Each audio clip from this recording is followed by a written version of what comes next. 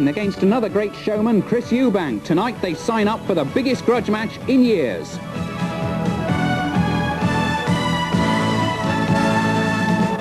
Action from the Rumbelows League Cup and Messrs Benn and Eubank signing the contract for their November showdown. We've Jim McDonnell's fateful and near-fatal attempt to move up a weight, seeking another world title shot. And tonight's double title fight between Tony Akubia and Alex Dixon. One of the most devastating punchers of all time, Nigel Benn. Benn is earning a cool £1 million for defending his WBO middleweight crown, but it's pride that's really at stake on November the 18th in Birmingham. Eubank will start underdog, but not in his own mind. His ego is virtually indestructible. I have 4, 5, 6 ways of fighting. I can play chess, I can go back, I can come forwards, I can dance, I can box, I can slug. You name it, I can do it. I would say I challenge all contenders, competitors. Benn's not exactly a shrinking violet either. He spent most of the day just before the Michael Watson showdown at the barber's. Like Samson, Nigel found the haircut wasn't a lot of help. Oh, he's gone. So, the big hitter has been hit in the 6th round, and the way he backed off from that punch in the eye, it looked as though he wasn't sure he'd been counted out on his feet there.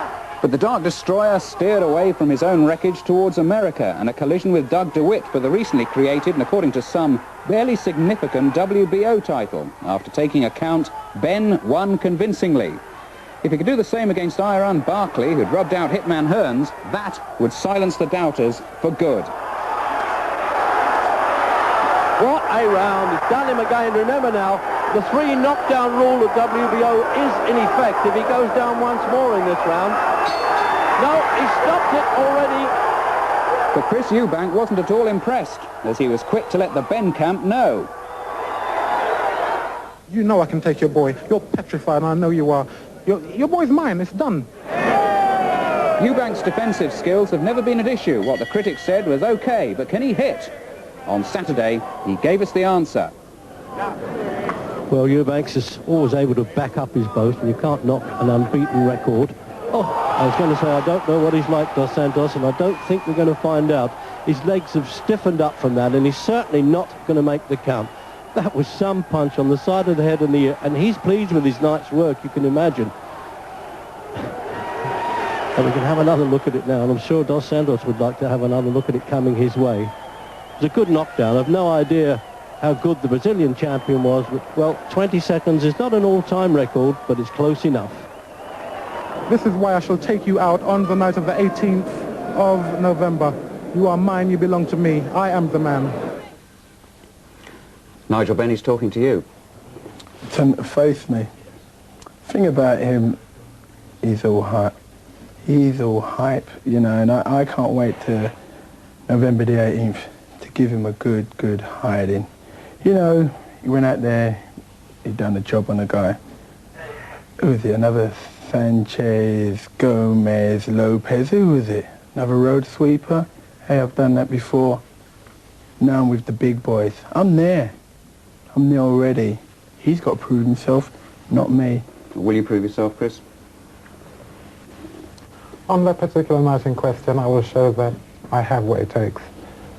This man is nothing but, he's the real hype. I come up the hard way. I proved myself, boy. You had your time. Let's have some parliamentary procedure here, all right? Oh, God. I didn't come up the easy way. I came up hard. I didn't have Frank Warren. I didn't have Ambrose Mendy. You know, I came to Bury when I was 14-0. But what makes you think you can beat Nigel Benn? Because he's just a puncher. He's only got a puncher's chance. I'm a skillster. I'm a fighter. I can punch as hard as he can. I can box, I can slug, or whatever he can. He only can, everything is loaded in my favor for this fight, because in my opinion, although he's a great puncher, he has nothing else other than that. Do you go along with that, Ambrose Mendy? That's why. Not at all. Not at all. Nigel Benn he came up the hard way.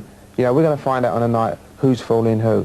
In my opinion, Chris Eubank tries to talk as if he came out of some silver spoon society.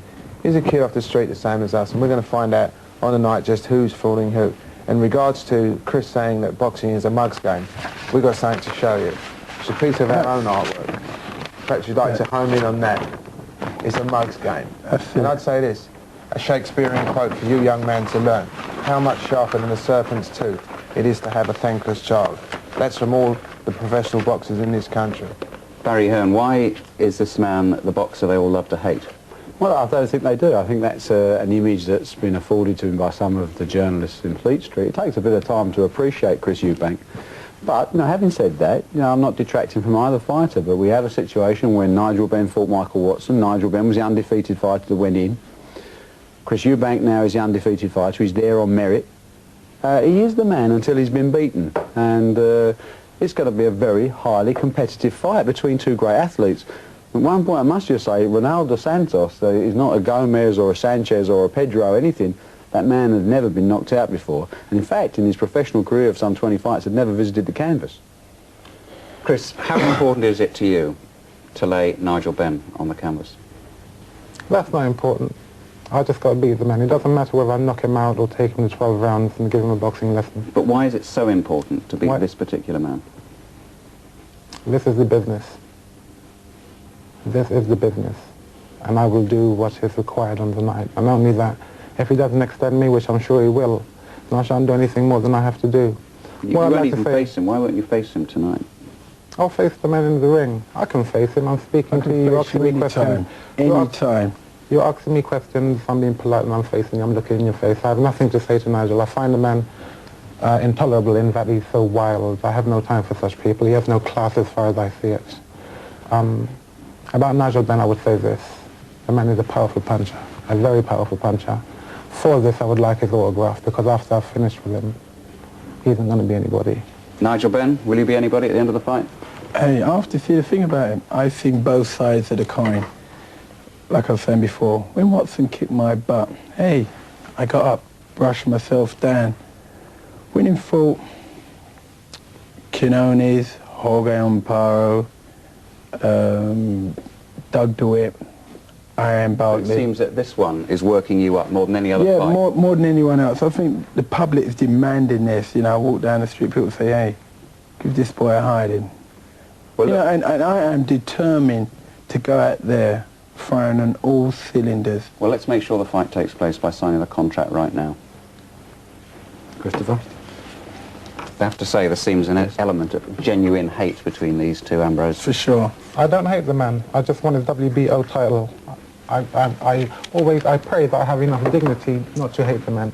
Exactly. Hate doesn't come into it for me. Hate destroys the game and makes it look brutal, and that's why a lot of people don't take to it. I don't hate the man. I want the man's title, and I intend to prove that I'm a better fighter than the man, which I am.